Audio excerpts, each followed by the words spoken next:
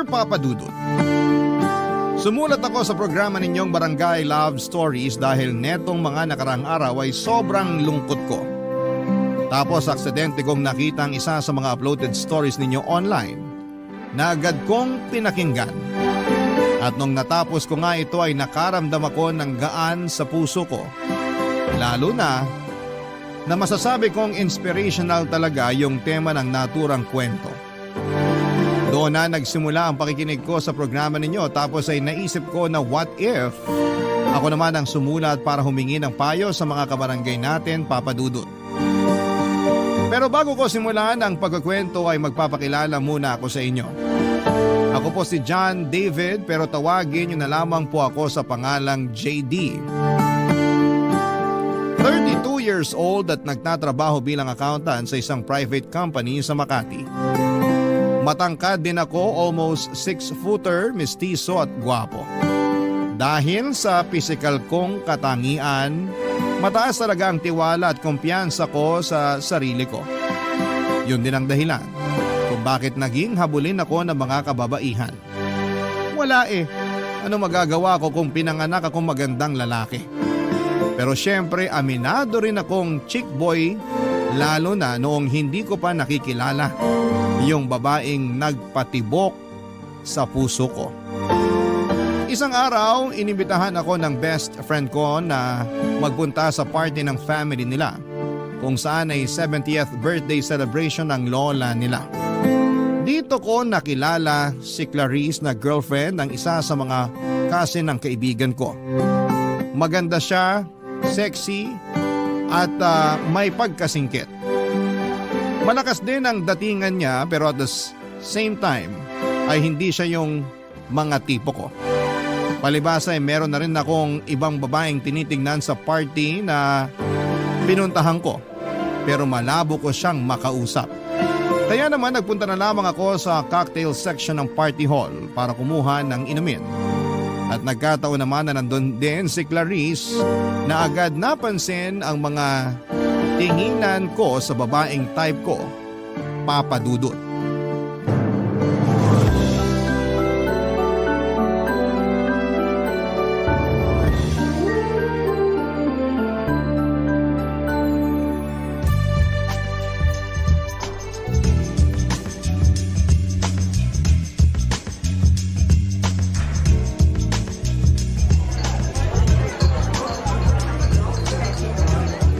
JD, tama?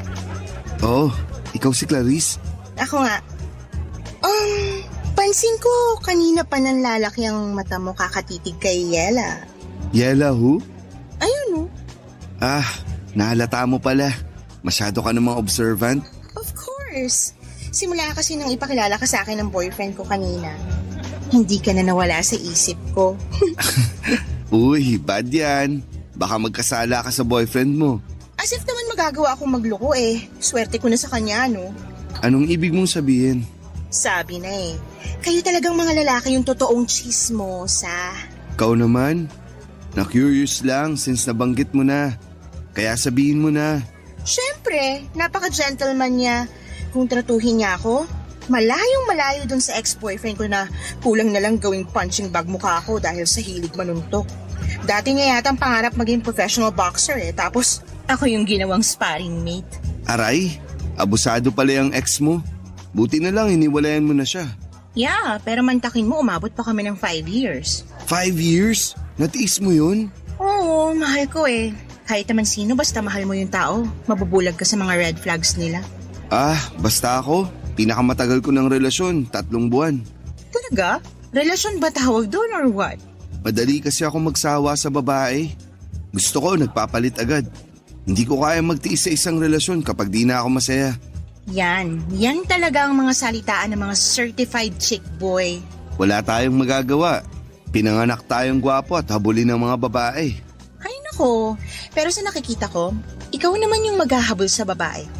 Balita ko kasi may pagka man-hater yang si Ella. NBSB din, kaya good luck sa'yo kung paano mo popormahan. Ganun ba? E di pag naging kami, ibig sabihin ako yung magiging unang boyfriend niya. Ganun na nga. Naniniwala naman ako makukuha ako loob niya kasi Lahat ng babae nahuhulog sa akin. Tingnan mo ikaw, na-attract ka nga sa akin, di ba? Huwag mo nga sabihin yan, baka may makarinig sa'yo. Ikaw ang may sabi na simula nung ipakilala ka sa akin ng boyfriend mo, di na ako maalis sa isip mo. Kanina yun, hindi na ngayon. Mahal ko yata boyfriend ko, no? Whatever you say. Basta, sinasabi ko sa'yo, liligawan ko at mapapasagot ko yung si Ella. Good luck ulit, pero ano bang nakita mo sa kanya?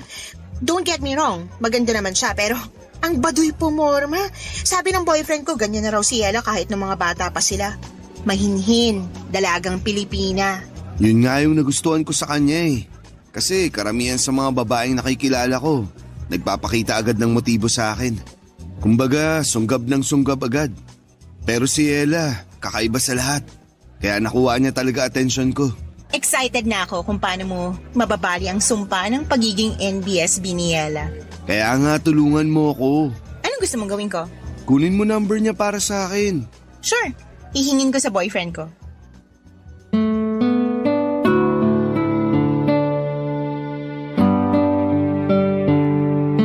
Maganda si Ella, maputi, makinis ang balat, maamo mukha, pero may pagkamanang manamit.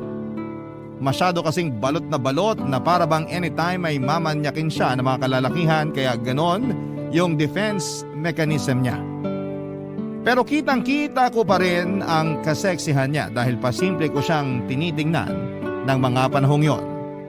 Nakuha niya kasi ang atensyon ko at swerte dahil binigay din sa akin ni Clarice ang contact number niya na nakuha nito sa boyfriend niya. Natawa pa nga ako nung chinir niya ako na galingan ko ang panliligaw kay Yela Papadudut. Sa isip ko ay challenge na mapasagot ko si Yela dahil sanay ako na ako ang nililigawan at pinapasagot ng mga kababaihan. Pero iba pala talaga sa pakiramdam kapag tinamaan ka na ng pana ni Cupido. At nangyari nga yon nang unang beses kong makita si Yela. Pagkatapos ng party agad kong tinext ang number niya. Pero ang tagal niya bago mag-reply. Siguro inabot pa ng kinabukasan mga bandang hapon. Akala ko tuloy ay pinagtripan lang ako ni Clarice kaya maling number ang ibinigay niya sa akin. Pero nung i-text ko ulit doon si Yela ay halos lumabas ang puso ko sa aking dibdib dahil sa excitement at kaba nang mag-reply na siya. Natawa pa nga ako kasi para siyang jejemong mag-text. Una niyang tinanong kung sino ako at doon ako nagpakilala sa kanya. Akala ko ay walang magiging progreso ang pag-uusap namin dahil ang tagal na naman ulit bago niya ako nireplyan. Buti na lang at hindi ako sumuko hanggang sa nagtuloy-tuloy na ang pag-uusap namin. Makalipas ang 2 linggo ay nag-decide kaming magkitang dalawa, Papa Dudut.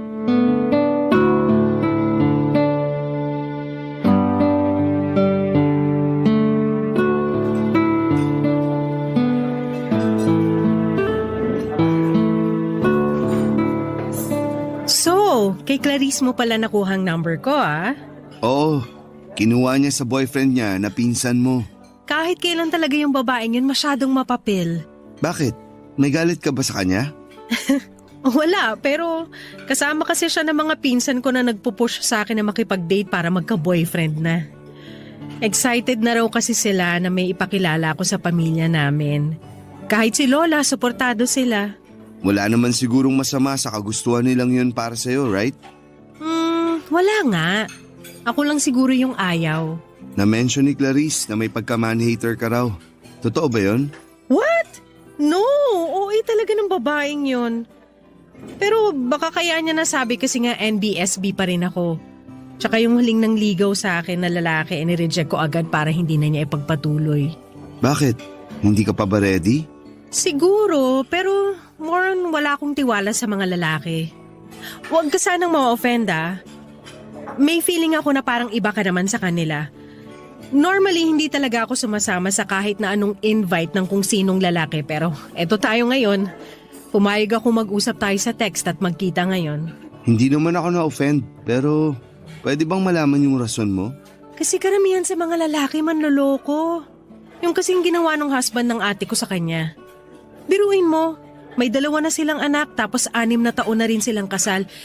Hindi pa kasama dun yung 4 na taon nilang mag-boyfriend-girlfriend kaya bali 10 taon na silang magkarelasyon. Tapos pinagpalit lang siya sa ibang babae nung mokong na yon na nakilala lang niya doon nung last na nagbakasyon kami sa Boracay. Ay, grabe yung iyak ng ate ko. Kasi pinili talaga nung husband niya yung babaeng yon kesa sa kanila ng mga anak niya. Mali nga yung husband ng ate mo kasi hinayaan niyang masira yung pamilya nila. Pero di naman lahat ng lalaki katulad niya, Yela. Hindi ko naman nila lahat pero kasi...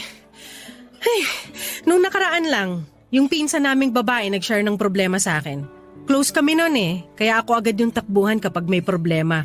Lalo na pag nagkakalabuan sila ng boyfriend niya. Same problem sa ate ko. Iniwan din siya at pinagpalit sa iba pero ang malupit, binuntis pa siya. Grabe! Awang-awa ko dun sa pinsan ko, para ko na yung kapatid. Hindi niyo na ba nahabol yung lalaki? Paano namin nahabulin? Bigla na lang naglaho na parang bula. Bakit ganyan kayo mga lalaki, ha? Bakit madali sa inyong iwanan at ipagpalit yung mga asawa at girlfriend nyo sa ibang babae? Kahit bagong kilala nyo pa lang. Sandali. Bakit parang kinorner mo naman ako sa tanong mong yan? Sagutin mo na lang, total lalaki ka naman. Gusto ko lang maintindihan kung ano yung tumatakbo sa isip nyo. Hindi naman ako magsasalita para sa karamihan ng mga lalaki. Kasi magkakaiba naman kaming tao. Sa bagay, bakit mo nga ba naisip na tanungin ka? Sa lagay parang sinabi ko na rin na katulad mo yung mga manlolokong yun. Hindi ka naman siguro manloloko, no? Siyempre hindi. Nirerespeto ko yung mga babae. Dahil may mga kapatid din akong babae. At higit sa lahat, takot ako sa karma. Sakaling magloko ako sa magiging girlfriend ko.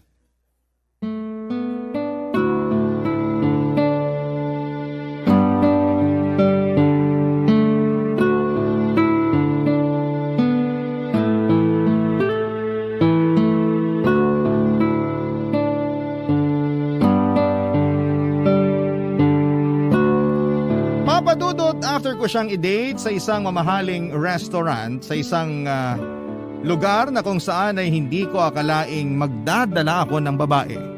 Pinasyal ko naman siya sa park, Papadudot, since nabanggit niya na mahilig siya sa nature. At buti na lang dahil maganda ang panahon ng araw na yon. Marami po kaming napag-usapang mga bagay tungkol sa trabaho niya at hobbies niya. Yung iba nga ay mga random things lang pero nagulat ako. Kasi na-enjoy kong pakinggan at malaman yon. After our first meet-up/date ay hinatid ko na si Yela sa apartment na tinutuluyan niya. Pero bago kami maghiwalay ay ninakawan ko siya ng halik sa labi niya. Kabado ako kasi akala ko ay sasampalin niya ako pero kitang-kita ko lang na nag-blush siya at ngumiti, Papadudot. Tapos ay nagulat ako kasi bigla niyang inangkla ang mga braso niya sa leg ko. At hinapit ako palapit sa kanya para ipagpatuloy ang aming halikan. Ang date namin yon ay nasundan pa ng ilang paglabas na masasabi kong nauuwi. Or nauuwi sa pag-check-in namin sa motel dahil hindi na talaga namin kayang pigilan ang init ng aming mga katawan. Oo, nakuha ko na si Yela sa kama pero hindi pa kami mag-on. Kaya nag-worry ako ng husto dahil baka wala talaga siyang planong makipagrelasyon sa akin. Pumayag naman siyang ligawan ko pero hindi niya pa rin ako sinasagot. Ewan, hindi lang ako sanay siguro kasi si Yela ang unang babaeng niligawan ko. Kaya naman may pangamba sa puso ko na baka pinapaasa niya lamang talaga ako.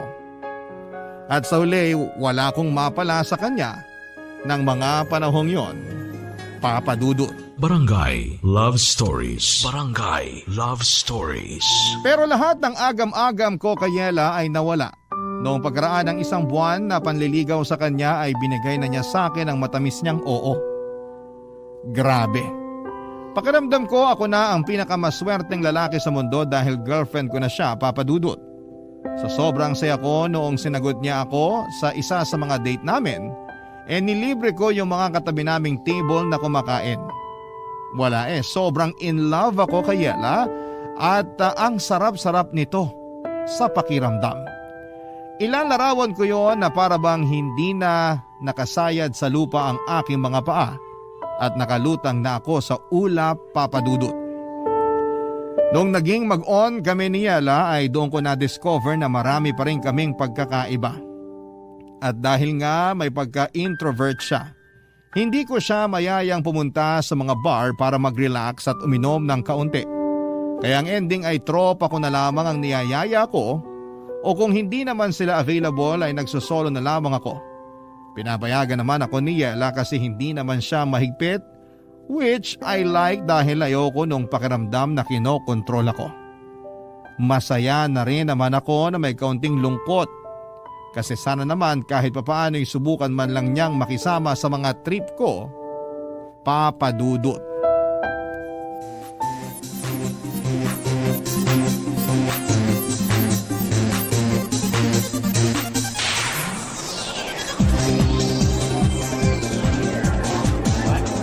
Long time no see, JD. Hi, Clarice! Long time no see rin. May kasama ka ba? Wala, solo trip. Ikaw? Wala rin. Akala ko pa naman kasama mo si Yela. Congratulations pala kasi sa wakas nasira mo na yung sumpa ng pagiging NBSB niya. Thank you. Sabi ko naman sa'yo, mapapa-oo ko siya. Ikaw wala kang tiwala sa kagwapuhan ko. Kasalanan ko bang mawalan ng tiwala sa'yo? Naghuhumiyaw din yung pagiging chick boy mo. Hindi na ako chick boy. Good boy na ako. Nax, pwede ba yun? Ang alam ko kasi once na chick boy ka na, forever chick boy ka na. Masyado ka namang judgmental. Okay, pero bakit mag-isa ka lang ngayon dito? At dito pa talaga sa bar? Kasi ayaw naman sumama ni Ella. Hindi raw siya mahilig sa ganitong klase ng lugar. Maingay, tapos magulo. At di rin kasi umiinom yun. Pero alam naman niya na nandito ako. Kanina lang, kausap ko nga siya bago kita nakita Uy, updated yan. Malapit na tuloy ako maniwala na nagpapaka-good boy ka na talaga. Siyempre, mahal ko si Ella Kaya lang... Kaya lang ano? Kasi ang dami-dami naming pagkakaiba, lalo na sa hobbies. Nakakatampo lang kasi. Di man lang niya magawang mag-adjust para sa akin. Katulad na lang nung pagsama niya rito sa bar para mag-chill. Last time, sinamahan ko siya sa pottery lesson niya. Kahit na di ko gustong napuputikan yung mga kamay ko. Basta makita ko lang siyang masaya. Masaya na rin ako. Tapos kamakailan lang din, sinamahan ko siya dun sa one-day workshop tungkol sa flower arrangement. Uy, maganda yon. Hindi ka ba nag-enjoy? Hindi, kasi panay ang bahin ko. Allergic ako sa mga bulaklak. Ang ending, nagpa-ear ako ng wala sa oras dahil lumala yung allergy ko. Grabe yun. Grabe nga. Kung ako yan, magagalit ako kay Yela kasi mukhang pinipilit ka niyang gawin yung mga bagay na hindi mo naman gusto. Ikaw na may sabi. Ganun talaga kapag mahal mo yung tao. Oo nga, pero hirap niyan kasi bago pa lang kayo magkarelasyon Baka mamaya maging dahilan niya ng mga away niyo. Okay na yun. Nakamove on na ako dun. Saka humingi na rin naman ng sorry si Ella. Thankful siya kasi sinamahan ko pa rin daw siya. Nangako na lang siya na babawi sa akin. Kaya nga akala ko sasamahan niya ako nung niyaya ko siya magbar. Pero hindi. Kaya eto, mag-isa lang ako. Ikaw, nasan boyfriend mo? He's busy. May business trip ilang araw na. At miss na miss ko na nga. Kaya lang ano magagawa ko? Karibal ko yata doon, hindi ibang babae kundi trabaho niya. Wala talagang perfect na relasyon, no?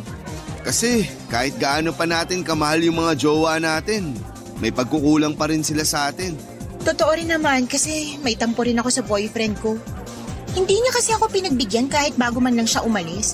Isipin mo 2 linggo ko pa siya bago ulit makita. Tapos lagi pa siyang busy sa work.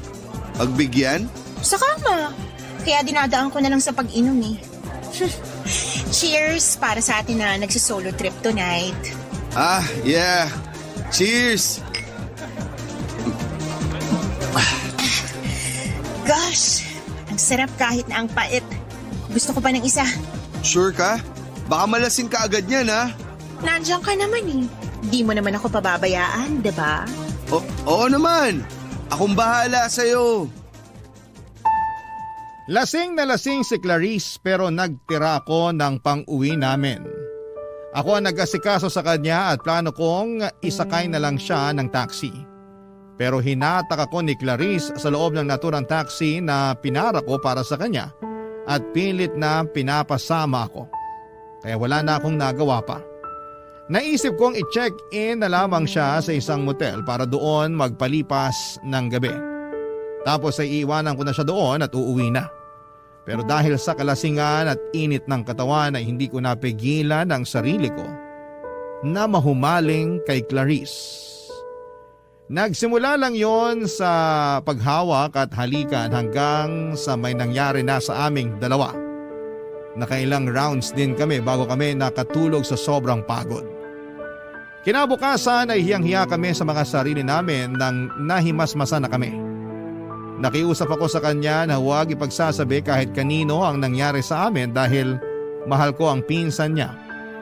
Sumang-ayon naman si Clarice dahil may boyfriend din siya noong mga panahong yon. Nauna ako mag-check out sa kanya at agad kong tinext si Yela. Dumaan ako sa coffee shop at binili yung paborito niyang kape. Sunod kong pinuntahan ay yung pinakamasarap na cake and pastry shop na kinakainan namin. At bumili din ako doon na kasama kong dinala sa kanya. Gulat na gulat pa nga ang girlfriend ko nang sumulpot ako sa tapat ng apartment niya kasi hindi niya inakala na pupunta talaga ako, Papa Dudut. Pinapasok naman ako ni Yela at pinagsaluhan namin yung dala kong coffee at cake. Tuwang-tuwa siya kaya masaya na rin ako. Pero kinakain pa rin po ako ng konsensya ko dahil sa panluloko sa kanya at sa girlfriend pa talaga ng pinsan niya. Pero wala akong planong aminin lahat ng yon kay Yela, Papa Dudut. Kaya nga para mawala na yung konsensyang nararamdaman ko, mas lalo kong pinaramdam sa kanya na mahal ko siya. At pagkalipas nga ng isa pang buwan ay niyaya ko na siyang magpakasal. Umoo naman si Yela at simpleng garden wedding yung nangyari. Invited pa nga si Clarice at grabe ang kaba ko. Pero nairaos naman ang seremonya ng kasal namin ni Yela nang walang nangyayaring gulo. O baka masyado lang akong praning, pero hindi nyo naman ako masisisi, Papa Dudut. Fast forward. Tumira kami ni Yela sa 2-story na bahay na matagal ko nang binili. Tuluyan ko nang kinalimutan yung kasalanan ko sa kanya at sinabi ko sa sarili ko na magsisimula na kami ng bagong buhay. Kaya lang sa loob ng 3 buwan namin bilang mag-asawa ay sinubo kami ng kapalaran, Papa Dudut.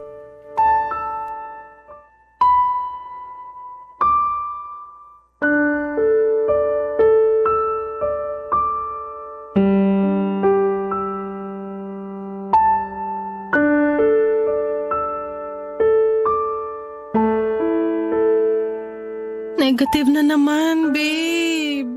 Ganun ba? Hayaan mo na. Subukan na lang ulit natin. Pero paano kung wala na naman? Paano kung negative na naman yung resulta? Hindi ko alam pero umasa na lang tayo na baka makabuo na rin tayo, babe. Pero pagod na akong umasa para lang mabigo na naman. Hindi na tayo bumabata. Gusto ko na magka-baby tayo, babe. Ikaw ba ayaw mo pa? Siyempre gusto ko pero kung hindi pa binibigay sa atin, anong magagawa natin? So ganun na lang yun? Anong ganun na lang yun? Gusto mo na tanggapin na lang natin na hindi na tayo magkakaanak, ganun ba? Wala akong sinasabing ganyan, Yela. Sa tono mo kasi parang okay lang sa'yo na hanggang ngayon wala pa rin tayong baby. Eh ano ang gagawin ko? Sige nga, sabihin mo yung gagawin ko at gagawin ko. Bakit mo ako sinisigawan? Ikaw kasi, para kang bata kung umasal. Ako pa pala yung parang bata umasal eh. Masisisi mo ba ako? Ginagawa naman natin yung lahat pero parang wala pa rin. Bakit ganon? Bakit yung iba ang dali lang sa kanila magka-baby? Pero bakit tayo hirap na hirap? Ano bang mali sa katawan ko? Nakakainis naman. Babe, makinig ka, okay? Makinig ka sa akin, please. Titigan mo ako sa mga mata, Yela. Nakikinig ako sa'yo. Ikaw na ang may sabi. Ginagawa naman natin ang lahat. Kaya nga tiyagain lang natin. Sundin natin yung sinabi ng doktor na gagawin para makabuo tayo. Tapos ipagdasal din natin. Kasi naniniwala ako na kapag pinagdasal natin yung bagay na gustong-gusto natin, ibibigay sa atin yun ng Diyos. Ayoko lang na iwanan mo ko pag hindi kita nabigyan ng anak. Bakit ko naman gagawin yun? Hindi ko lang mapigilang matakot. Hindi ko gagawin yun sa'yo. Hindi kita iiwanan dahil lang di mo pa ako mabigyan ng anak. Di ba? Nangako tayo sa harap ng Diyos na aalagaan natin ang isa't isa, na mananatili tayo sa tabi ng isa't isa sa hirap at ginhawa. Kaya bakit ko naman sisirain yung sumpaan natin yun? Sige nga. Pasensya na kung masyado lang akong praning. Ayoko lang masira yung pamilya natin lalo na nagsisimula pa lang tayo. Hindi masisira ang pamilya natin kahit naabutin pa tayo ng ilang dekada na mag-asawa. At kung kalooban ng Diyos na hindi tayo magkaanak, di pa rin kita iiwan, babe. Mahal na mahal kita. Ikaw yung babaeng pinili kong makasama habang buhay. Kaya tutuparin ko yung pinangako ko sa'yo nung kasal natin. Mahal na mahal din kita. At ikaw din yung lalaking gusto ko makasama habang buhay. Kaya salamat, babe. Kasi napanatag na yung kalooban ko. Mabuti naman. Halika nga, yakapin kita. Huwag mo na munang isipin na wala pa rin tayong baby hanggang ngayon, ha? Buo naman yung pamilya natin, kahit wala tayong anak. Saka malay mo, binibigyan lang tayo ni God ng mahaba-habang time para masolo ang isa't isa bago tayo maging ganap na magulang. Kaya huwag ka na masyadong mag-alala. Sana nga ganun lang yun. Sana nga pansamantala lang yung hindi natin pagkakaroon ng baby. Kasi ready na naman tayo maging magulang kaya sana pagkalooban na tayo. Basta, wag lang tayong tumigil sa pagdadasal. Naniniwala ako na nakikinig siya sa atin. Hindi lang si Yela ang frustrated ng mga panahong yon dahil ako rin, Papa Dudut. Gustong gusto ko na rin kasi na magka-baby lalo pa't hindi na ako bumabata pa. I'm already 31 that moment at yung ibang batchmate ko ay may 2 o 3 anak na. Malaki rin ang pagsisisi ko kasi sana noon pa lamang ay nakilala ko na si Yela para maaga kaming nakapagsimula ng pamilya. Tapos kung kailan pwede na ay saka naman kami hindi magka-baby. Sa kabila ng lahat ay alam kong mas matindi yung lungkot na nararamdaman ng misis ko dahil hindi niya ako mabigyan ng anak. Kaya nga imbes na sisihin siya sa bagay na hindi rin naman niya kontrolado, inunawa ko siya ng husto, inalagaan at minahal, Papa Dudut. Sa kabila ng paulit-ulit naming pagkabigo na magkaanak ay hindi pa rin kami sumuko ni Yela. Regular kaming nagpapakonsulta sa doktor at sinusuyod ang lahat ng pwedeng makatulong sa amin. Ganon din na sinusunod ang mga payo ng mga eksperto. Pero higit sa lahat ay natutunan naming lumapit sa Panginoon para ipanata ang pagkakaroon namin ng anak.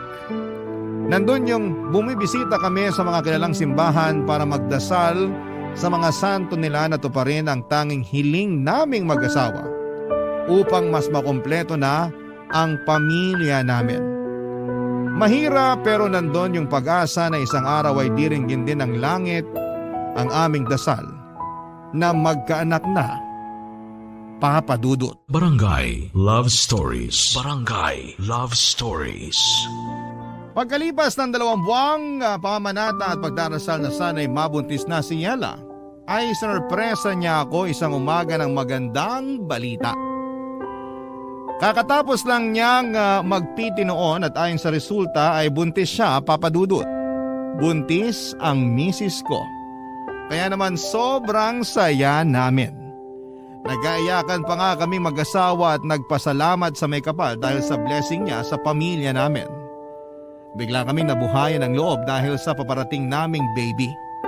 Sa katunayan ay bilang excited parents ay hindi na kami magkanda o gaga sa pagpaplano ng mga gamit na bibilhin at bagay na gagawin kapag pinanganak na ang aming anghel. Kaya lang ay hindi na yon natupad dahil pagkalipas lamang ng 2 linggo ay dinugo na si Yela at nalaglag ang baby namin. Masakit mawalan ng anak. Kahit na sabihin ninyong dugo pa lamang yon at hindi pa naman nagtatagal simula nang mabuo sa sinapupunan ni Yela. Pero matagal namin siyang hinintay at kinasabikang dumating. Kaya gano'n na lamang ang hinagpis naming mag-asawa nang maagang bawiin sa amin ang aming anak, Papa Dudut. Pagkalipas ng 2 buwan ay sinubukan ulit naming magka-baby at positive ulit si Yela. That time ay mas iningatan na namin ang pagbubuntis niya, pero pagkalipas lang ng 1 buwan ay muling nalaglag ang baby namin. Lugmok na lugmok kaming mag-asawa at hindi ko makausap ng matino si Yela. Hanggang sa bigla na lamang pumasok sa isipan ko yung kasalanang nagawa ko kay Yela. At ewan ko ba kung bakit ko biglang chinat sa messenger si Clarice para maglabas ng nararamdaman sa kanya. Kinomfort naman niya ako at aaminin kong gumaan ng feelings ko ng panahon na yon. Hindi ko na lamang namalaya na mas madalas ko na pala siyang kinakausap kesa sa misis ko, Papa Dudut.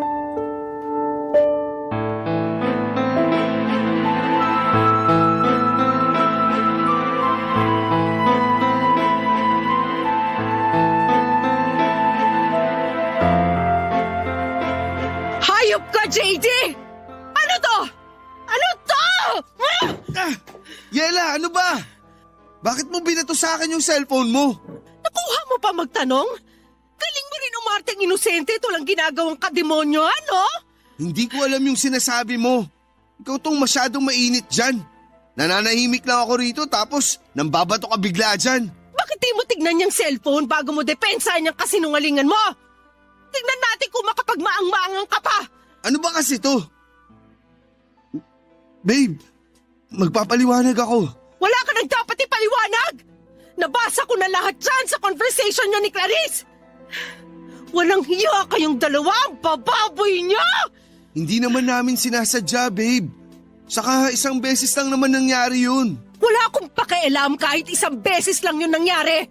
Hindi pa rin yung dahilan para maabsuelto ka na sa panloloko mo sa akin. Kaya pala, ang lambing-lambing mo nung araw na yon kasi may kasalanan ka, demonyo ka. May papunta-punta ka pa sa apartment ko at padala-dala ng kape at pagkain, yung pala. Gusto mo lang linisin yung konsensya mo. Kasama rin ba sa plano mo ipakasalan ako? Pinakasalan kita kasi mahal kita, babe. Huwag mo nga ako tawagin, babe. Nasusuka ako sa pagmumukha mo. Makinig ka kasi muna sa akin. Sige, bibigyan kita ng 1 minuto para magsalita.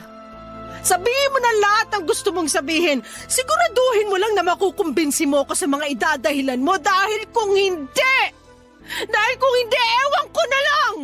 Please, Yela. Huwag mo akong iwan. Hindi ko kakayanin pag nawala ka sa akin. Mahal kita eh. Yung nangyari sa amin ni Clarice, wala lang yun. Dahil lang yun sa alak. Saka kasalanan niya kasi inakit niya ako. Nagmagandang loob lang ako na i-check-in siya nun sa motel. Kasi lasing na lasing siya. Pero siya tong nagbigay ng motibo. Pero pinatulan mo pa rin. Ibig sabihin gusto mo rin. Ibig sabihin malisyoso ka. Kaya ginalaw mo siya. O tapos ano na ngayon? Ha? Sa kanya ka naman nagpapa-comfort kasi alam mong devastated ako dahil sa pagkawala ng mga anak natin? Ha? Ganun ba yun, JD? Hindi lang naman ikaw yung nagluluksa. Ako rin naman. Pero napaka-unfair mo. At ako pa yung unfair. Oo, kasi akala mo ikaw lang yung nawalan eh. Ako rin naman. Lagi kang nagagalit sa akin na para bang kasalanan ko kung bakit di nabubuhay yung mga anak natin. Hindi mo ako kinakausap kaya sino kakausapin ko? Tapos doon ko na naisip si Clarice kasi alam ko maiintindihan niya ako at di nga ako nagkamali. Ang kapal ng mukha mo! Wala kaming ginagawang masama ni Clarice. Nagpapa-comfort lang ako sa kanya. Pero bakit ka nagpapa-comfort sa ibang babae? Eh may asawa kang tao. Alam mo, napakabulok ng katwiran mo. Walang ginagawang masama, natikman nyo na nga yung isa't isa. Yela, huwag kang magsalita ng ganyan. Bakit? Nahihiya ka? Aba, dapat lang na mahiya ka kasi nakakahiya naman talaga yung ginawa nyo. Nakakadiri kayo! Nasusuka ako sa inyo! Galit na galit sa akin si Yela nang malaman ang panloloko ko sa kanya noong hindi pa kami kasal. Pero wala na rin naman ako magagawa para itama ang pagkakamaling yon dahil sa nangyari na. Pilit kong pinaintindi sa kanya na dala lamang yon ang kalasingan at bugso ng damdamin pero nagbingi-bingihan si Yela sa mga rason ko. Hindi ko na alam ang gagawin ko noon at naiyak na lamang din ako sa sobrang aburido dahil sa kamalasang nangyayari sa pamilya namin. Galit na galit sa akin si Yela, kulang na lamang ay isumpa niya ako, Papa Dudut. Muli ako nakaramdam ng konsensya sa mga kasalanan ko sa kanya pero thankful pa rin ako dahil hindi ako hiniwalayan ng misis ko. Siguro kahit papaano ay tinablan siya ng pakiusap ko na huwag akong iiwanan. Mahal na mahal ko kasi siya. At nangako ako na gusto kong bumawi sa mga pagkakasala ko sa kanya. At kahit na hindi naman siya sumagot o sumang-ayon, ramdam ko na binigyan pa rin niya ako ng pagkakataon. Kaya ginawa ko talagang lahat para suyuin siya.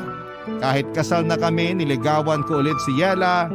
Pinaramdam ko sa kanya na siya lang ang babaeng gusto ko at mamahalin sa panghabang buhay. Na siya lang ang pinakamaganda at natatangi sa lahat. Pero ewan ko ba kung bakit parang lagi niyang binabaliwala yung mga efforts ko. Lagi niyang pinaparamdam sa akin na hindi ko makukuha ang loob niya kahit na anong gawin ko. Doon ako nakaramdam ng frustration kasi ang unfair niya para sa akin, Papa Dudut.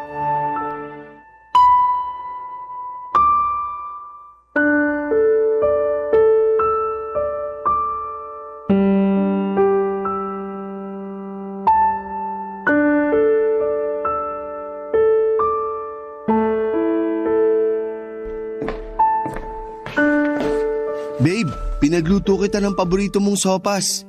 Ito oh, dinalan kita. Lapag ko lang dito sa may tokador. Kain ka na. Salamat pero ayoko. Wala rin naman akong gana. Ay, pero hindi ka rin nagapunan kagabi. Natulog ka lang kasi sabi mo wala ka rin gana. Kailangan mong kumain kahit konti dahil iinom ka pa ng gamot. Ilang araw na yung lagnat mo. Pwede ba iwanan mo na lang ako kasi lalong sumasama pakiramdam ko sa ingay mo eh. Dami mong sinasabi na iinis ako. Nag-aalala lang naman ako sa'yo. Wala akong pakialam. Yela naman, di mo kailangang sumigaw. Naririnig naman kita eh. Kung naririnig mo naman pala ako, edi sana kanina ka pa umalis. Nag-aalala nga ako sa'yo kasi ilang araw ka nang may sakit.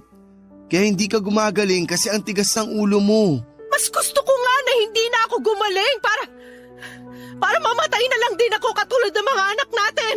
Huwag mo namang sabihin yan oh. Sasabihin ko yung gusto kong sabihin dahil ito yung niraramdaman ko.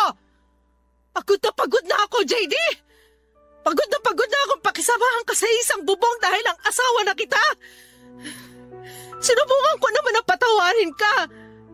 Nabigyan ka ng tsansa na bumawi pero sa tuwing nakikita kita, naaalala ko yung pagtataksil mo sa akin. At wag mo na rin subukan mga tuwiran dahil hindi na inuubra sa akin, hayop ka. Ay, pero ginagawa ko naman lahat, di ba? Bumabawi ako. Nagsisisi.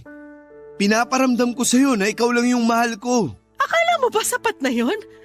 Kasi kung oo, di sana nawala na tong pait at bigat na nararamdaman ko sa dibdib ko. Sana kung ganun lang kadali ang lahat, matagal na kitang napatawad pero hindi eh. Hindi nga ako makahinga ngayon dahil sa matinding galit kaya pwede ba? Lumayas ka na sa harap ko! Hindi ko kailangan ng pag-aalala mo! Please, Yela. Hayaan mo lang akong gawin yung tungkulin ko bilang asawa mo. Hayaan mo akong alagaan ka. Sige na. Kumain ka na para makainom ka na ng gamot. Sabi ayoko niyan! Bakit mo ginawa yun? Nag-aaksaya ka ng pagkain! Ikaw kasi kulit mo eh! Sinabing ayoko ng sopas mo, pinagpipilitan mo pa? Tsaka nung malay ko kung nilagyan mo pala yan ng lason para matuluyan na ako. Nang sa ganon, kayo na ni Carissy magsama. Walang ganun! Masyado ka lang praning! Masisisi mo ba ako? Eh kasalanan mo kung bakit ako nagkakaganito. Kaya magtiis ka. Kasi ito na yung ganti ko sa'yo. Sisiguraduhin kong ikaw ang susuko sa ating dalawa dahil hindi na mangyayari na babalik tayo sa dati. Wala kang dapat na sisihin kundi sarili mo. Kaya linisin mo na yung kalat at umalis ka na sa harapan ko. Wala akong nagawa ng mga panahong yon kundi ang sundin ang gusto ni Yela. Niligpit ko yung natapong sopas at nagkalat na bubog ng mangkok bago siya iniwang nakahiga at umiiyak sa kwarto namin. At kahit na anong pakiusap at pagpapaamo ko sa kanya, Papa Dudut, ay paulit-ulit niya rin akong pinagtatabuyan. Hindi ko na po alam ang gagawin ko. Lugmok na lugmok ako kasi nagbago na ng tuluyan ang babaeng pinakamamahal ko. Pero sa kabila ng lahat ay hindi pa rin ako tumigil na mag-effort para mapatunayan kay Yela na nagsisisi na ako sa mga nagawa ko sa kanya, Papa Dudut. Mahal na mahal ko si Yela at ayokong masira ang pamilya namin dahil lang sa mga kasalanan ko sa nakaraan. Kaya lang napapagod din naman ako, napapatanong ako sa sarili ko kung tama ba ang trato sa akin ni Yela o masyado na siyang nagiging unfair. Para sa akin ay hindi ko deserve na tiisin ng ganito katagal lalo pat humingi naman ako ng tawad at pilit na nagbabagong buhay na. Sana po ay mapayuhan ako ng mga kabarangay natin sa problemang pinagdadaanan ko, Papa Dudut. Hanggang dito na lamang po ang sulat ko and thank you in advance. Sakali pong mapili po ninyong i-ere ang aking kwento. God bless and more power sa Barangay Love Stories. Ang inyong forever kapuso at kabarangay, JD. Dear Papa Dudut, hindi raw matatawag na pamilya ang nakatira sa isang bahay kung hindi sila binubuo ng tatay, nanay at mga anak. Ayun nga lang ay hindi lahat ay binigyan ng kakayahan na magkaanak. Hindi lahat ng mag-asawa ay maswerteng nabibigyan ng pagkakataon na magkaroon ng masayang pamilya. Papa Dudut, tawagin niyo na lamang po ako sa pangalang Alma, 41 years old at nakatira dito sa Makati. Nagtatrabaho ko noon sa bangko kung saan ko nakilala ang asawa kong si Oscar. Siya rin ang dahilan kung paano ko na-discover ang inyong programa na Barangay Love Stories. Dahil ito raw ang paborito niyang programa sa Barangay LS 97.1. Manager siya noon sa bangko at isa naman akong accountant. Nagsimula kami bilang isang mabuting magkaibigan dahil siya halos ang nag-train sa akin noong bago pa lamang ako. Nagsimula rin kasi siya sa pagiging accountant bago na-promote bilang manager. Marami din kaming napagkakasunduan nung magkaibigan pa lamang kami ni Oscar. Pati nga pagdating sa pagkain ng maanghang, parehas din kami ng hilig ni Oscar. Kaya naging madalas noon ang tuksuhan sa opisina sa aming dalawa. Tuksuhan na nauwi sa relasyon at masayang pagsasama bilang mag-asawa.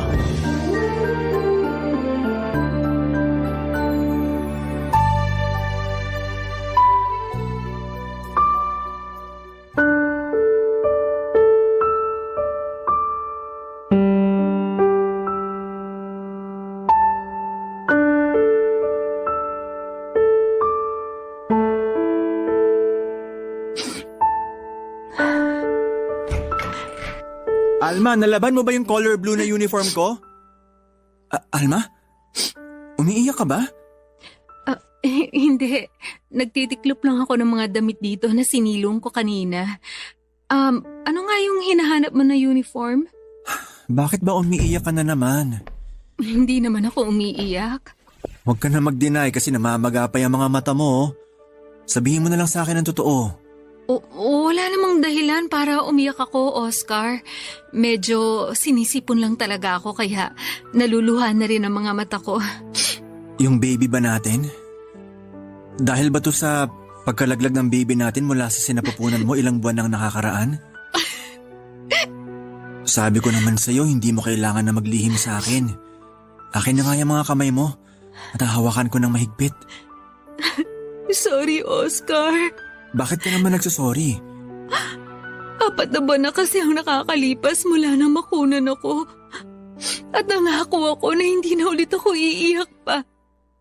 Pero hindi ko talaga mapigilan na maluha eh. Normal lang naman na umiyak, lalo na sa'yo. Halos 6 na buwan mong pinagbuntis ang anak natin. Kaya alam ko na ikaw ang mas apektado sa pagkawala niya. Hindi ko lang kasi maintindihan, Oscar. Bakit ganun? Bakit kailangan na mawala pa siya sa atin? May dahilan kung bakit nangyayari ang mabibigat na bagay sa buhay natin, Alma. Ano pa bang dahilan ang pwedeng ibigay? Sa 4 na beses na pagkawala ng baby natin mula sa sinapupunan ko. Bakit kailangan pa ulit-ulit na lang ako makunan? Bakit kailangan na mangyari pa sa atin to? Bakit tayo pa? Hindi ko masasagot yan sa ngayon. Pero sigurado ako na may tamang panahon para makuha natin ang mga kasagutan sa mga tanong mo. Saan ba ako nagkulang, Oscar? Sinabi ko naman sa'yo noon na wala kang naging kahit na anong pagkukulang, Alma. Oscar, sinunod ko lahat ng bilin ng doktor sa akin. Mula sa pagkain ng mga tama hanggang sa pahinga na kailangan ng katawan ko. Pumahig na nga rin ako na mag-resign sa trabaho gaya ng sinabi ng doktor na dapat kong gawin. Mas inalagaan ko ang katawan ko para sa baby natin. Pero bakit pumitiw pa rin siya? Bakit nawala pa rin ang anak natin? Baka hindi pa raw tayo handa para magkaroon ng anak. Kaya hindi pa siya binibigay sa atin. Ano pa bang kailangan nating gawin? Para makita ng Diyos na handa na tayo maging magulang. Alma, mahirap sagutin ang mga tanong mo dahil hindi ako ang Diyos. Isa lang ang alam ko. Wala kang naging pagkukulang. Naging mabuti kang asawa sa akin at ina sa mga anak natin na pinagbuntis mo kahit hindi man sila nabuhay sa mundong to. Oscar, sorry. Sorry talaga. Sorry kung palagi na lang akong ganito. Palagi na lang akong umiiyak. Sorry kung palagi mo na lang akong nakikita na mahina. Tahan na, Alma. Hindi mo kailangan na mag-sorry sa akin. Ang gusto ko lang, kahit alam ko na mahirap, magpakatatag ka. Kasi yun ang paulit-ulit kong ginagawa. Nahihirapan din ako kasi 4 na beses na tayong nawalan ng anak. Nahihirapan ako pero nagpapakatatag ako para sa'yo. Kaya sana, yun din ang gawin mo. Magpakatatag ka rin para sa akin.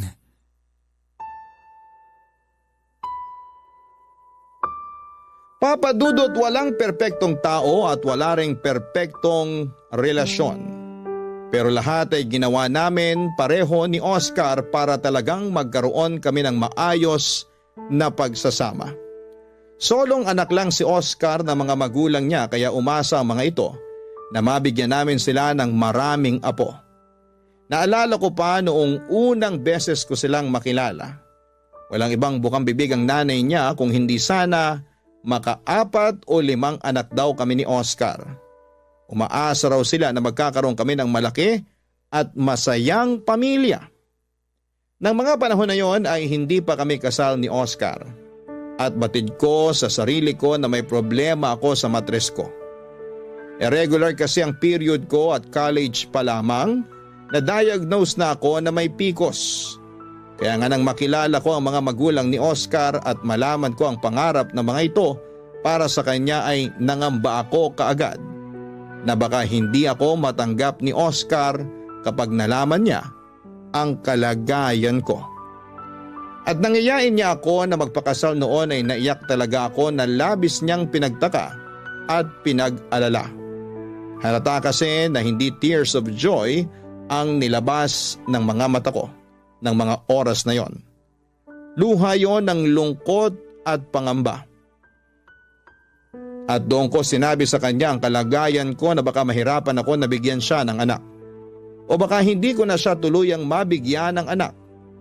At tinanong ko siya kung mamahalin at pakakasalan niya pa rin ba ako kahit na hindi ko siya mabigyan ng anak. Sinabi niya naman na tanggap niya at mamahalin niya ang lahat sa akin. Kaya ng araw na yon, Papa Dudut, ay tinanggap ko ang alok niya ng pagpapakasal sa akin.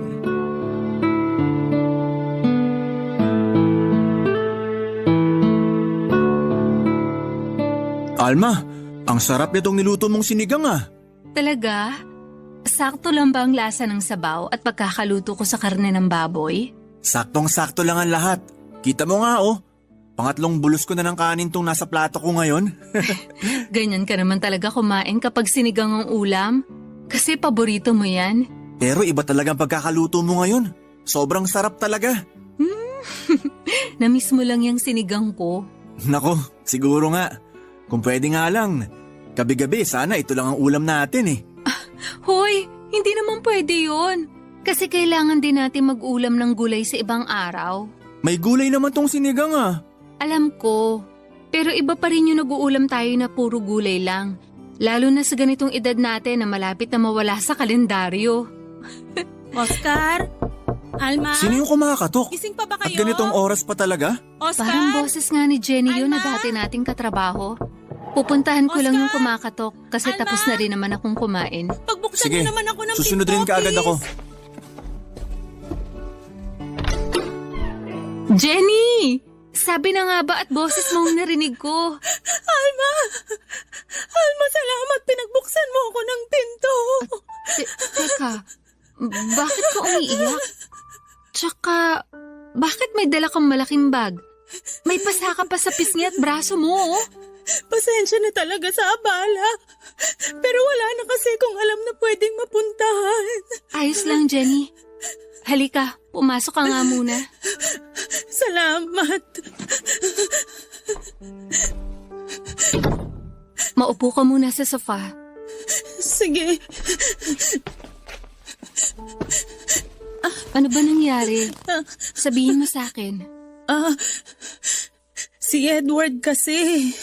Pinagselosan niya yung dati kong kaklase na nakasalubong namin sa mall kaninang umaga. Oh, si Jenny palang bisita natin. Oscar, ikuha mo naman muna si Jenny ng isang basong tubig. Sige, sandali lang. Sinaktan ka na naman ba ng live-in partner mo? Kaya may pasa ka sa braso at pisngi mo? Oo. Ayaw niya kasing maniwala na wala naman kaming naging relasyon nung dati kong kaklase. Nagulat at natuwa lang kami na makita ang isa't isa kaya bigla siyang napayakap sa akin. Pero pinaalis ko na rin kaagad siya kasi napansin ko na iba na ang tingin sa kanya ni Edward.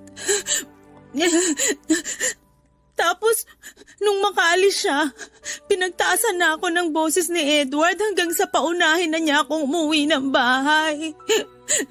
Nung makauwi naman si Edward, lasing na siya at doon na niya ako sinimulang sigawan at saktan. Eto na ang tubig, Jenny. Uminom ka muna. Salamat, Oscar. Grabe talaga yung si Edward. Sabi ko naman sa'yo, hiwalayan mo na yung lalaki na yan eh. Kasi hindi naman to ang unang beses na sinaktan ka niya. Mabuti na lang at walang nangyaring masama sa pinagbubuntis mo, Jenny. Kaya nga pinilit ko na talagang makaalis sa bahay na yon. Nung huminto siya sa pananakit sa akin kanina at lumabas ng bahay, kinuha ko kaagad yung mga importanteng gamit ko at nilagay ko dito sa bag. Hindi na ako nagdalawang isip pa na iwan siya dahil baka yung pinagbubuntis ko naman ang mapahamak ng dahil sa kanya. Sa wakas, natauhan ka rin na iwanan ng walang hiyang lalaki na yon. Ang laki na ng tiyan mo, oh. Parang ilang buwan na lang manganganak ka na, pero sinasaktan ka pa rin ng hayop na yun. Alma, Oscar, alam kong nakakahiya pero pwede bang dito muna ako sa bahay niyo kahit ilang araw o linggo lang? Wala kasi akong alam na pwedeng puntahan dito sa Maynila. Nasa Davao kasi yung mga kamag-anak ko. Oo naman, Jenny. Parang kapatid na kita kaya welcome ka dito sa bahay namin ni Oscar.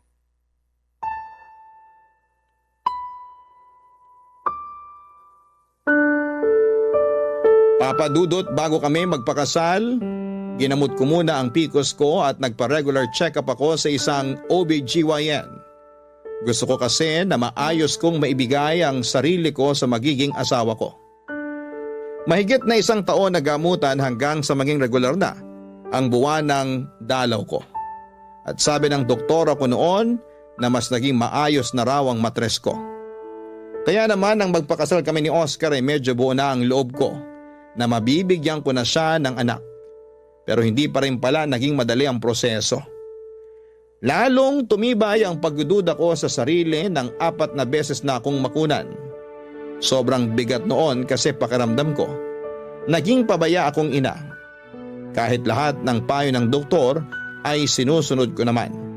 Mula sa minor exercise na kailangan kong gawin, mga gamot na kailangan kong inumin at pagpapahinga para sa katawan ko. Hanggang sa pati na ang pag-resign sa trabaho ko ay sinang-ayunan ko rin. Lahat ng effort at sakripisyo ko ay nakita yon ni Jenny na kaibigan at dati kong katrabaho. Bago siya umalis sa bangko kung saan kami nagkakilala ni Oscar, siya ang pinaka naging malapit na kaibigan ko. Kaya naman alam niya lahat ng tungkol sa kwento ng relasyon namin ng asawa ko. At hindi talaga kami nagdalawang isip na tulungan siya. Papa Dudut. Barangay Love Stories. Barangay Love Stories. Papa Dudut, na unang magtrabaho si Jenny sa bangko kung saan kami nagkakilala ni Oscar noon. Kaya naman nauna rin talaga silang maging magkaibigan. At masasabi ko na si Jenny ang naging tulay para maging malapit kami noon ni Oscar sa isa't isa. At kahit sa ibang bangko na siya nagtatrabaho noon, siya pa rin ang kinuha naming maid of honor sa kasal naming mag-asawa.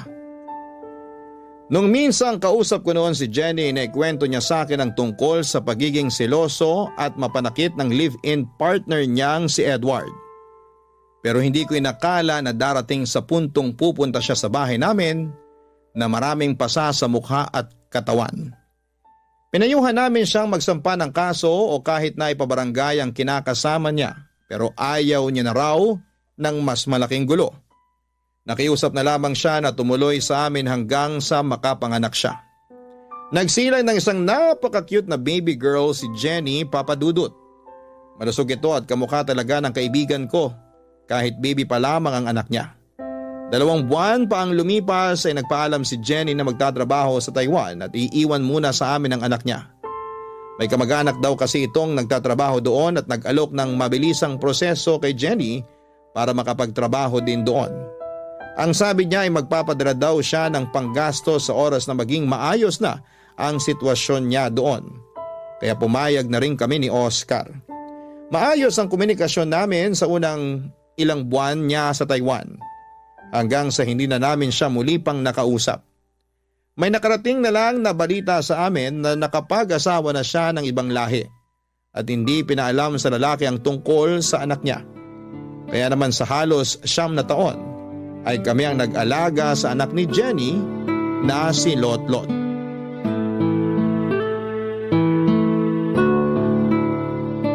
Sakto na itong pagkakaluto ko dito sa mga turon na to para sa merienda ni na Lotlot at Oscar mamaya. Pauwi na rin siguro ang mga yon. Ipagtitimpla ko na nga sila ng kape at gatas para kapartner nitong merienda nila. Nay! Nakauwi na po kami ni Tatay! Mabuti naman at nandito na kayo sa bahay. Mukhang saktong uwi namin kasi nakahanda na dito sa lamesang merienda namin. Tama ka dyan. Kaya umupo na kayo dyan sa harap ng lamesa para sabay-sabay na tayong makapagmerienda. Wow! Turon! Saging na may langka ang laman ng turon na yan, Lotlot. Alam ko kasi na yun ang paborito mo. Opo, Nay. Thank you po. Walang anuman, anak. Oh, kumain ka na. Sige po, Nay. Kumusta naman ba ang mga grades ni Lotlot, Oscar? Ito ang card ng grades niya sa iba't ibang subject. Matataas lahat ang nakuha niya. Patingin nga ako. Aba, matataas nga tong grades mo, Lotlot. Siyempre po kasi lagi po ako nag-aaral. Kung nandun ka lang kanina, ikaw yung bubulungan ng teacher niya na si Lotlot daw ang pinakapaborito niyang estudyante sa klase niya. Pabulong niya lang sinabi kasi baka raw marinig ng ibang magulang na nandun sa classroom. Pero ilang beses niya talagang binidang pagiging tahimik pero bibo ng anak natin. Ang galing naman talaga ng anak namin. Sobrang nakaka-proud. Ginagawa ko po yun para lagi kayong proud sa akin ni tatay. Palagi naman kaming proud sa iyo, anak. Pero sayang talaga at hindi ako ang kumuha ng card mo kanina. Ang sakit kasi talaga ng puson ko dahil unang araw ng dalaw ko ngayon. Mabuti na lang at pinayagan na mag-leave sa trabaho ang tatay mo ngayon. Aliw na aliw nga po si tatay sa classroom namin kanina eh. Talaga? Opo, kasi may mga kaklase ako na tatay din nila yung kumuha ng card nila. Yung mga tatay po nila yung kakwentuhan ni tatay kanina.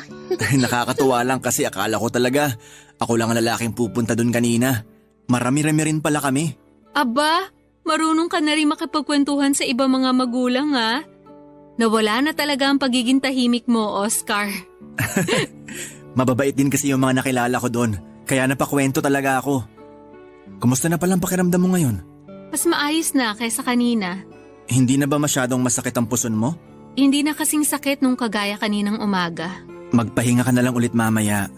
Ako na lang ang magluluto ng pagkain natin para sa hapunan. Hindi na, ayos lang ako. Kaya ko namang mag-asikaso ng hapunan mamaya. Hayaan mo nang ako ang gumawa nun at magpahinga ka na lang muna. Tama po si tatay, Nay. Tutulungan ko po siya kaya huwag niyo na pong alalahanin ng pag-aasikaso ng hapunan. Magpahinga na lang po kayo at sisiguraduhin ko na masarap ang ulam na iluluto namin ni tatay. Di ba po, tay? Siyempre naman anak, lalo na kapag katulong kita sa pagluluto mamaya. Wala naman po akong assignment ngayon eh, kaya tutulungan ko po talaga kayo. Ipagluluto po natin si nanay ng masarap na hapunan. Ay, naku talaga tong anak ko. Napakalambing kahit kailan. Pahakap nga ako. Papa Dudut, sinubukan namin na kontakin ang ilang kakilala ni Oscar na nagtrabaho din sa Taiwan. 2 taon na noon si Lotlot at gusto lang naming malaman kung ayos lang ba ang kalagayan ni Jenny. May isang pinsan doon si Oscar na nakausap namin sa Facebook at pinakita namin ang picture ni Jenny. At kinumpirma niyang yun nga raw. Ang nakita niya na naglalakad sa loob ng isang mall kasama ng isang lalaki na ibang lahi. Nakita niya rin na malaki na ang tiyan ni Jenny at halatang nagdadalang tao ito. Nakiusap kami sa pinsan ni Oscar na sa susunod na makita si Jenny, magpakilala siya na pinsan ng asawa ko at tanungin kung anong plano sa anak niyang si Lotlot. Muli raw nag-cruise ang landas nila sa isang lugar sa Taiwan at ginawa niya ang pakiusap namin. Wala raw noong kasama si Jenny kaya nagawa itong kausapin ng pinsan ni Oscar. Nagsorry raw si Jenny sa pinsan ng asawa ko at sinabing wag raw sanang sasabihin sa asawa nito ang tungkol kay Lotlot. Dahil hindi raw alam ng asawa ni Jenny na may anak na siya. Sinabi rin daw ni Jenny na sa amin na lamang daw si Lotlot dahil baka hindi ito matanggap ng asawa niya. Nasaktan kami noon para kay Lotlot. Kaya naman mula noon ay mas tinuring na talaga namin na parang tunay na anak si Lotlot.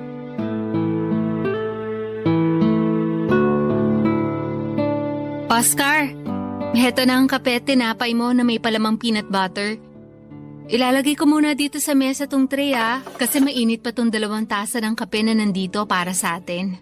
Sige. Salamat Alma. Si Lotlot pala, anong oras makakauwi? Siguro bago mag-alas 5. Pero ihahatid naman daw siya nung nanay ng kaklase niya. Medyo malapit lang din naman dito yung bahay kung saan sila gumagawa ng school project ng mga classmates niya. Mukhang napaka-busy ng anak natin Nako, sinabi mo pa Oscar. Minsan nga nang sinilip ko yan sa kwarto niya na madaling araw, nakita ko na nakahiga na siya sa kama niya. Malalim na ang tulog pero may hawak pa na libro. Sinabi ko na sa kanya noon na iwasan ang pagbabasa ng libro habang nakahiga Pero talagang dinadala niya hanggang sa kama niya ang pagre-review niya. Malapit na rin kasing exam nila, di ba? Oo, sa susunod na linggo na. Gusto niya kasi na mas mataas pa ang makuha niyang grade sa last grading period nila. Kaya grabe talaga siya mag-aral. Baka naman maabuso niya masyado ang katawan niya. Sinabi ko naman na okay na yung grades na nakuha niya nung nakaraan. Hindi niya na kailangan na mas taasan pa ang lahat ng yon. Pinaalala ko na yan sa kanya. Ang sabi ko, wag siya masyado magpupuyat kasi ayaw natin na magkasakit naman siya. Makulit lang talaga yung anak natin at gusto na mas galingan pa sa klase nila.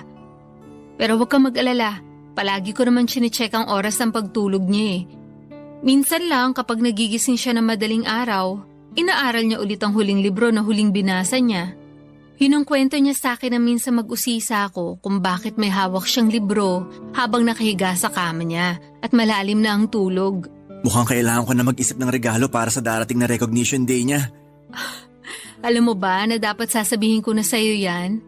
Kasi sigurado ako na maraming medalya na naman ang isasabit natin sa kanya. Pero hindi naman mahilig sa material na bagay si Lotlot eh. Baka mag-request lang siya na mamasyal tayo, manood ng sine at kumain sa labas. Tama ka dyan. Kasi dun pa lang sobrang saya na ng Alma? anak natin. Oscar? Boses ni Jenny yun Nandiyan ah. ba kayo? Anong masamang hangin na nagdala sa kanya Alma? dito sa bahay natin? Pagkatapos Oscar? ng 9 na taon. Sasamahan na kitang pagbuksan siya ng pinto. Mabuti pa nga. Kasi baka hindi ko mapigilan ng sarili ko at kung ano pa Oscar? masabi ko sa kanya. Alma! Nandyan ba kayo? Kasi... Ay, mabuti naman at nandito kayo ngayon sa bahay nyo. Anong kailangan mo? Ayan kagad talaga ang tanong? Hindi ba pwedeng kumustahin mo muna ako, Alma? Ang lakas naman ng loob mo na sabihin sa harap namin yan. Ikaw ba? Nagawa mo bang kumustahin kami o si Lotlot sa loob ng 9 na taon? Kaya nga nandito ako ngayon, di ba? Dahil sa anak ko. Anak mo na kami ang nagpalaki at kinilala bilang mga magulang niya. Kasi yung tunay na nanay niya, nawala ng pakialam sa kanya. Alam ko naman ang naging pagkakamali ko. At nandito ako ngayon para itama ang lahat ng yon. At sa tingin mo talaga may itatama ka pa? Alma, Hindi ko naman talaga ginusto na iwanan sa inyo ng matagal yung anak ko. Kinailangan ko lang talaga ng oras para aminin sa asawa ko yung tungkol sa kanya. Pero ngayon, tanggap na niya ang lahat sa akin kaya pwede ko nang kunin ang anak ko. Ay teka! Wow! Ganun na lang yon ha? Alma, kumalma ka muna. Jenny, hindi mo pwedeng basta kunin na lang sa amin ang bata. At bakit hindi? Kahit pagbali-balik ta rin yung mundo, ako pa rin ang nanay niya. Magkano bang kailangan nyo, ha? Kwentahin yung lahat ng nagastos nyo sa anak ko at babayaran ko. Kahit kailan, hindi mababayaran ng pera ang ginawa namin pag-aalaga at binigay namin pagmamahal kay Lotlot. Kaya umalis ka na dito, Jenny. Kasi hindi ko ibibigay sa iyo si Lotlot. Hindi mo makukuha sa amin ang anak ko. Hindi mo siya makukuha sa akin dahil ako na ang nanay niya. Ako na, Jenny! Ako na!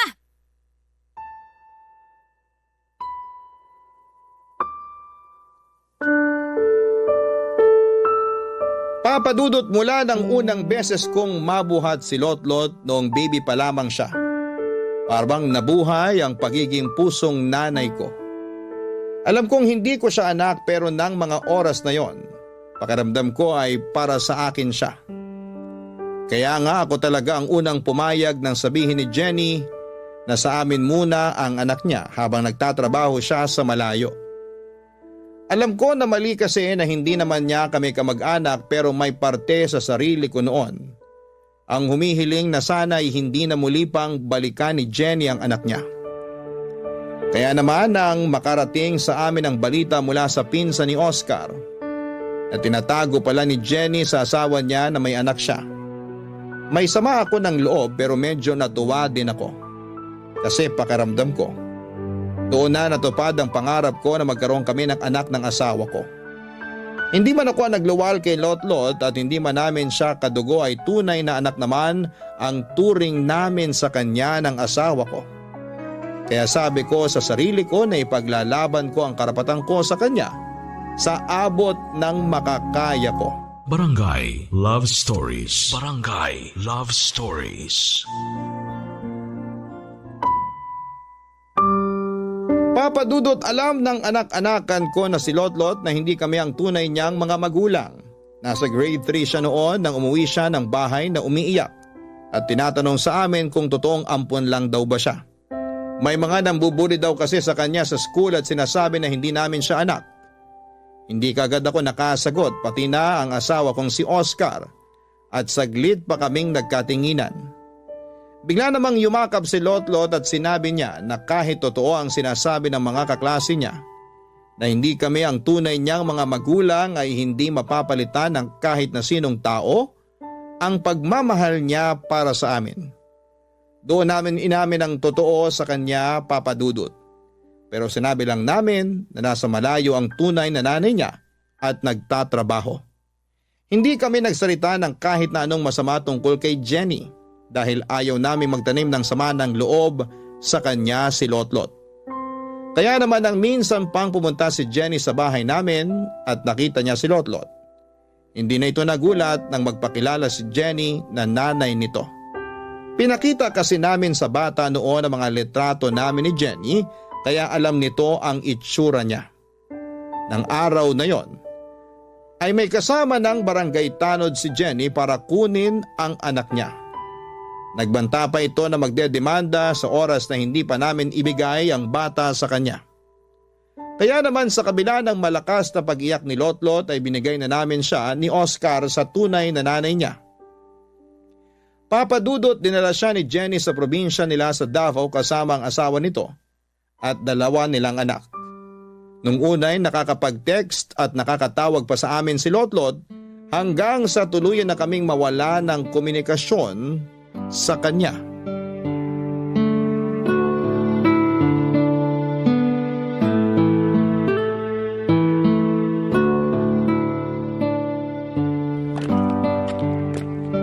Nandito ka lang pala sa labas ng bahay. Oo. Dinidiligan ko lang itong mga halaman natin dito. Akala ko nasa likod ka ng bahay at naglalaba doon. Inuna ko na muna ang gawin ng pagdidilig dito kasi medyo maaga pa naman. At saka, konti lang din ang labahin ko kaya mabilis ko rin na matatapos yun. Sige, tutulungan na lang din kita sa pagdidilig sa mga to. Okay. Yung mas maliit na pandilig na lang din ang gamitin mo. Alam ko naman na hindi ka sanay na magdilig ng mga halaman dito eh. Baka malunod pa sila kapag tabo ang ginamit mo. Hindi rin kasi ako madalas na tumambay dito sa mini garden sa labas ng bahay natin. Oo, kasi ang madalas na kasama ko dito, si Lotlot. Alma. Sorry, Oscar. Alam kong nangako ko na hindi na ako iiyak pero sobrang namimiss ko na kasi ang anak natin. Ako rin naman. Araw-araw kong namimiss si Lotlot. Ang laki ng nagbago sa bahay natin, no? Oo. Kahit ganun pa rin ang itsura, nagbago naman yung sigla. Dahil hindi na natin naririnig ang malalakas na tawa ni Lotlot. Siya lang kasi ang nagbibigay ng sigla at kulay sa bahay at buhay natin. Nang dahil kay Lotlot, naramdaman natin kung paano maging magulang. Kung paano magkaroon ng isang tunay na pamilya. Isang taon na rin pala mula nang malayo siya sa atin. Halos 1 taon na rin natin siyang hindi nakakausap. Alma, sigurado naman tayo na nasa mabuti siyang kalagayan. Kasama niya ang tunay na nanay at mga kapatid niya. Oo, pero sana hayaan din ni Jenny na makita at makasama ulit natin ang bata. Alam niya naman na sobrang napamahala sa atin si Lotlot. Huwag niya sanang ipagdamot yung konting oras na pwede natin makausap ang anak natin.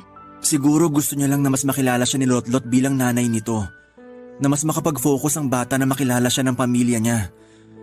Hayaan na lang muna natin dahil sigurado ako na magbibigay din siya ng oras na makasama ulit natin si Lotlot. Sana mag-upload na ulit ng bagong picture si Jenny na kasama si Lotlot. Halos ilang buwan na rin kasi mula nang huli siya mag-public post ng picture nila ng family niya. Namimiss ko na makita si Lotlot kahit sa mga picture lang sa Facebook. Alma? Jenny? Anong ginagawa mo dito? Gusto ko sana kayong makausap. Kasama mo ba si Lotlot? Hindi. Pero siya ang dahilan kung bakit pumunta ako ngayon dito sa bahay niyo. Una sa lahat, gusto ko munang humingi ng tawad para sa mga nagawa at nasabi kong mali sa inyong dalawa. Alam ko naman na hindi ko dapat nilayo sa inyo si Lotlot. Alam ko na sobrang minahal niyo ang anak ko na parang tunay niyo na ring anak. Gusto ko lang talaga na mas mapalapit kagad ang loob niya sa amin kaya umuwi kami ng Davao. Sorry talaga. Sa totoo lang, nasaktan talaga ako sa ginawa mo. Pero pilit kong inintindi ang lahat. Inintindi ko kasi pareho tayong nanay ni Lotlot. Kaya malaki ang pasasalamat ko sa inyong mag-asawa, lalo na sa iyo, Alma. Para sa pag-aalaga at pagmamahal na binigay mo sa anak ko. Lumaki siyang napakabuting bata at walang galit sa akin. Dahil yun daw ang sinabi mo sa kanya. Alam kasi namin na darating ang araw na babalik ka at magpapakilala sa anak mo. Kaya sinabi namin sa kanya na kahit na anong mangyari, huwag siya magtanim ng sama ng loob sa'yo. Salamat. Salamat talaga sa inyo. Pero Jenny, kasama mo bang lumawas ng Maynila si Lotlot? Pwede ba namin siyang makita o kahit madalaw man lang? Oo, pwede niyo siyang dalawin o puntahan. Nasa Maynila rin siya pero nakakonfine siya sa ospital dahil sa sakit niya na bone cancer. Stage 4. Papadudot noong nakakausap pa namin sa text at tawag si Lotlot. Madalas niyang ikwento na napakabait daw ni Jenny sa kanya. Pati na ng asawa nito at 2 anak. Kaya naging panatag ang kalooban namin na nasa mabuti siyang kalagayan. Pero pagkalipas ng 1 buwan na hindi na ulit nakapag-text o nakatawag si Lotlot sa amin. Nung una ay nag-aalala talaga ako dahil wala na akong naging balita pa sa kanya. Nakablock kasi ako sa Facebook ni Jenny. Kaya naman gumawa ako ng dummy account. At nang makita ko sa mga public posts niya, ang mga pamamasyal ni Jenny kasama ang asawa nito, si Lotlot at 2 pang anak ay naging panatag na ang loob ko kahit na papaano. Inisip ko na lamang na ang mahalaga ay masaya si Lotlot kasama ang tunay na nanay niya. Pinilit kong makontento sa mga nakikita ko na public post ni Jenny kasama si Lotlot sa Facebook. Ang hindi ko inaasahan, yung biglang pagdating ni Jenny sa bahay namin para sabihin na may taning na ang buhay ng pinakamamahal namin na si Lotlot.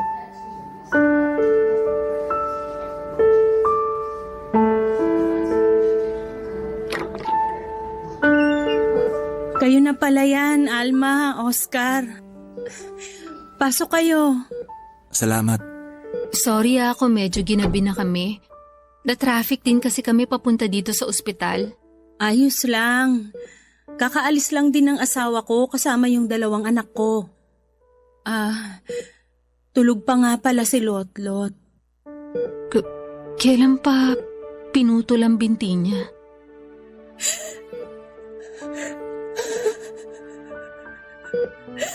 Two months ago.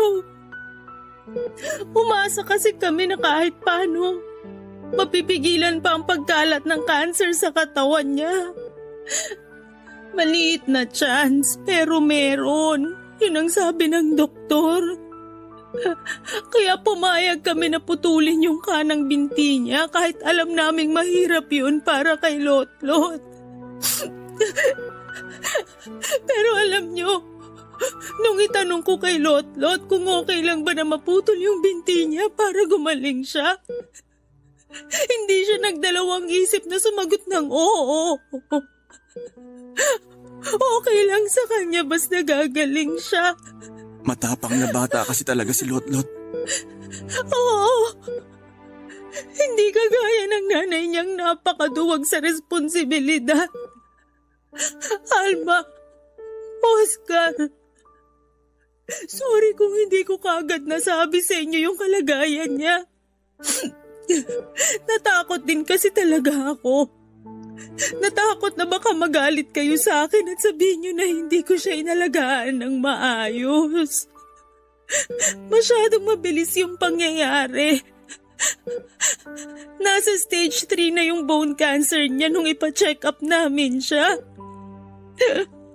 Masyado ring magulo yung isip ko noon kaya hindi ko na talaga alam kung anong gagawin ko noon.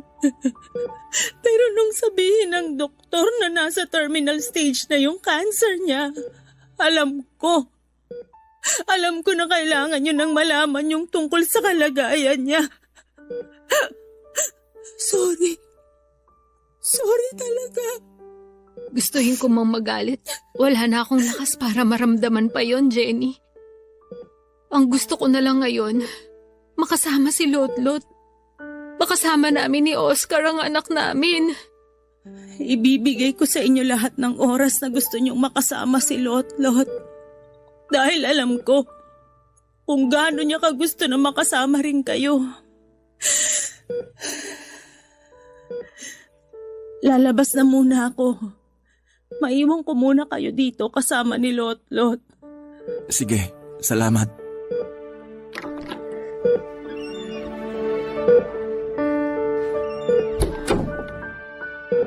Oscar, ang laki na nang nagbago sa itsura ng anak natin. Sobrang payat na siya. Tsaka ang putla ng mga labi niya.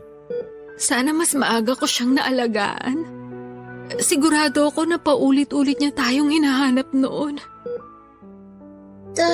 Tatay Oscar? Nanay Alma? Kayo po ba yan? Lotlot, anak. Kami to ng nanay Alma mo. Nananaginip po ba ulit ako? Anak, hindi to isang panaginip lang. Totoo na nandito kami ng tatay mo sa tabi mo. Kami talaga to, Lotlot. Eto, hahawakan ko ang kanang kamay mo. Hindi nga po ako nananaginip. Totoo po na nandiyan kayo ni tatay ngayon. Nararamdaman ko po ang higpit ng hawak niyo sa kamay ko at init ng palad niyo, Nay. Sobrang na-miss ko po kayo. Miss na miss ka rin namin. Kung alam mo lang, Lotlot. Nay, Tay, wala na nga po pala akong kanang binti. Hindi ko na po magagawang makipaglaro ng habulan sa inyo. Ayos lang, anak. Palagi na lang kitang bubuhatin kapag naglalaro tayo. Salamat po talaga kasi tinalaw niyo po ako ngayon dito. Palagi ko po kasing napapanaginipan na kasama ko kayo. Pero ngayon, totoong nandito na po kayo sa tabi ko. At kahit kailan, hindi na kami mawawala ng tatay mo sa tabi mo. Kaya magpalakas ka, Lotlot. Magpalakas ka para sa amin. Mahal na mahal ko po kayo. Mahal na mahal ka rin namin, anak. Sobra. Kung alam mo lang, napakalaki ng pasasalamat namin sa Diyos kasi binigay ka niya sa amin. Kaya sana patuloy ka magpalakas. Dahil gusto ka pa namin makasama na mas matagal ng tatay mo. Magpalakas ka, anak, ha? Magpalakas ka para kina nanay at tatay.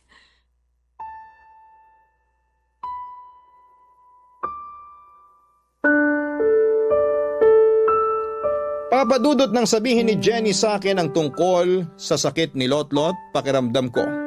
Ako yung nabigyan ng taning ang buhay.